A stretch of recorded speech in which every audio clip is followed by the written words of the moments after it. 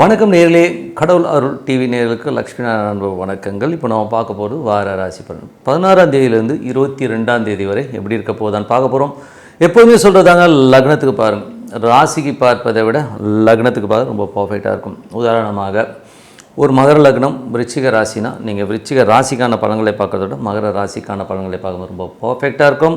முதல்ல வர்றது பொது பலன்கள், அதுக்கப்புறம் தசாபுக்தி பலன்கள். உங்கள் ஜனனகால ஜாதகத்தில் என்ன தசாபுக்தி அந்தரங்கள் வருதோ அது மிங்கிள் பண்ணி பார்க்கும்போது ரொம்ப பர்ஃபெக்டாக இருக்கும். வீடியோட எண்டில் டிப் ஆஃப் த வீக் இருக்குது, மறக்காமல் பாருங்கள். துலாம் ராசி.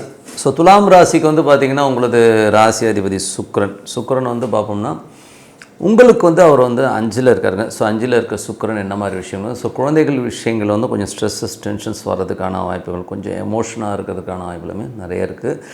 அதுக்கப்புறம் பார்க்கும்போது உங்களது 2 7ஆம் அதிபதி, ஸோ 2 மற்றும் 7ஆம் அதிபதியான செவ்வாய் உங்களுக்கு 4ல் இருக்கும்பொழுது குடும்பத்துக்குள்ளேயே சொந்தத்துக்குள்ளேயே திருமணம் பேசுகிறது, இந்த மாதிரி விஷயங்கள்லாம் நடக்கிறதுக்கான வாய்ப்புகள் இருக்குது.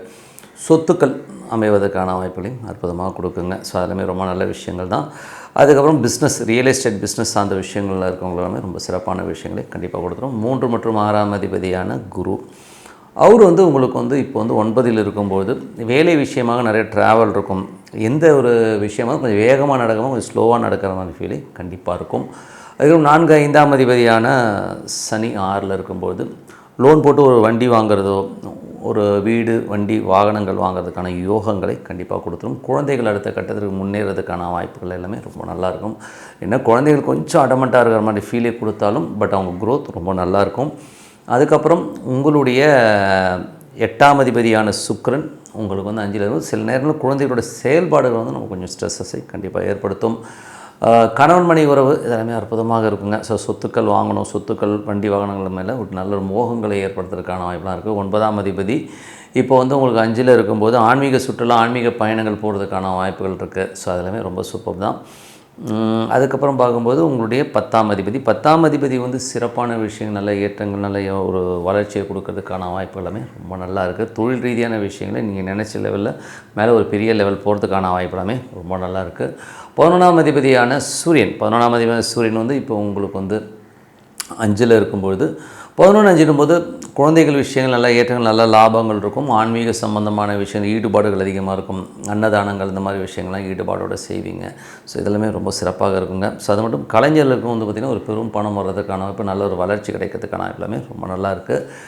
ஸோ இதுவரை பார்த்தோம்னா பொது பலன்கள். இப்போ பார்க்க போகிறது தசாபதி. துலா லக்னமாக இருந்து சூரியன் தசாபதி. சூரியன் 11ஆம் அதிபதியான சூரியன் உங்களுக்கு 5ல் இருக்கும்போது கலைஞர்களுக்கு நல்ல லாபங்களையும் நல்ல ஏற்றங்களும், குழந்தைக்கு பேரில் ஒரு குழந்தை கிடைப்பதற்கான வாய்ப்புகள், நல்ல வளர்ச்சி, சந்தோஷங்கள்லாம் நடக்கிறதுக்கான வாய்ப்புலாம் ரொம்ப நல்லா இருக்குது. துலா லக்னமாக இருந்து சந்திரன் தசாபதி. சந்திரன் 10ஆம் அதிபதி சந்திரன் சிறப்பான தொழில் வளர்ச்சி, நல்ல ஏற்றங்களையும் கொடுக்கறதுக்கான வாய்ப்புலாம் ரொம்ப நல்லா இருக்குது.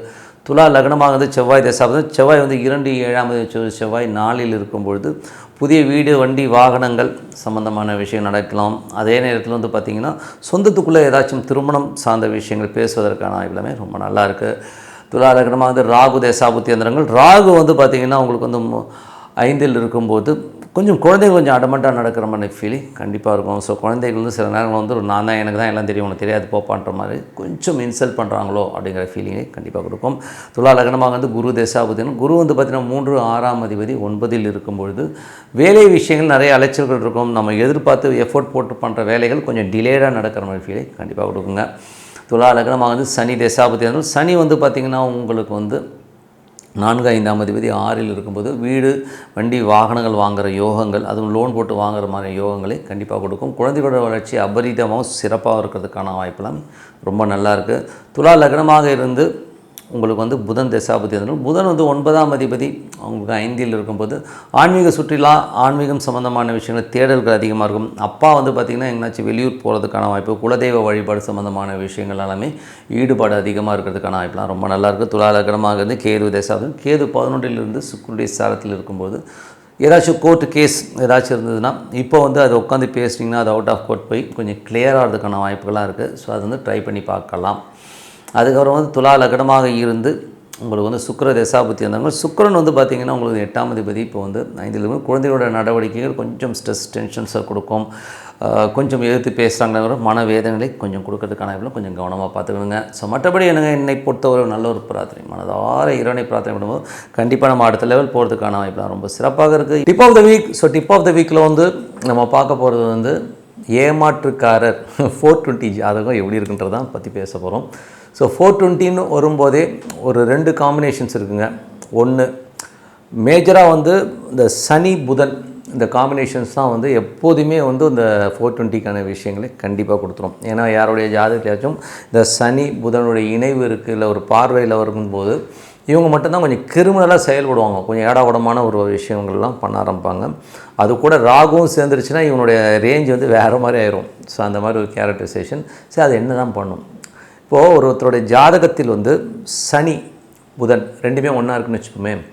சப்போஸ் சனியுடைய டிகிரி, நாங்கள் அந்த ஒரு கட்டம் இருக்கும், அது ஒரு டிகிரின்னு ஒரு கணக்கு இருக்குது. ஸோ அதில் வந்து சனியுடைய டிகிரி கம்மியாகவும் புதனுடைய டிகிரி அதிகமாகவும் இருக்கிற பட்சத்தில் அப்போ வந்து இவர் வந்து ரொம்ப கிரிமினலான வேலைகள் எல்லாம் பண்ண ஆரம்பிச்சிடுவார். ஸோ இப்போ வந்து யார் கிரிமினல்? புதன் டிகிரி அதிகமாக இருக்கிறவங்க வந்து பயங்கரமான கிரிமினலாகவும் ரொம்ப மோசமான என்ன சொல்கிறது, தோளில் கை போட்டு அழகாக வந்து சோழியை முடிச்சுட்டு போகிற ஒரு கேரக்டராக தான் இருப்பாங்க. உதாரணத்துக்கு சொல்லணுன்னா, எனக்கு தெரிஞ்ச ஒரு நண்பர் ஒருத்தர் இருக்கார். நண்பர்னு சொல்கிறத விட நண்பர் சொல்கிறது கூட பயமாக இருக்குது. எனக்கு தெரிஞ்சவர்னு வச்சுப்போமே. ஸோ தெரிஞ்சவர் இப்போ அப்படி அந்த ஆளுக்கு வந்து சரியான வேலை வாய்ப்பே கிடையாது. ஆனால் என்ன பண்ணுவோம் அப்படின்னா, அப்படி உட்காந்துட்டே இருப்பா. அப்படி அவர்கிட்ட போய் ஒன்று போனேன். போயிட்டு என்ன ஏன் அப்படின்னா, இல்லை என்ன உட்காந்துருக்கீங்க, வேலைக்கெல்லாம் போகலேன்னு.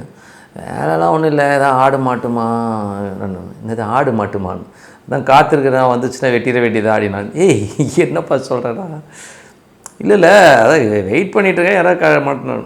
ஸோ அந்த அவரோட ஜாதகத்தில் பார்த்தீங்கன்னா இந்த அமைப்பு சூப்பராக வேலை செய்யும்.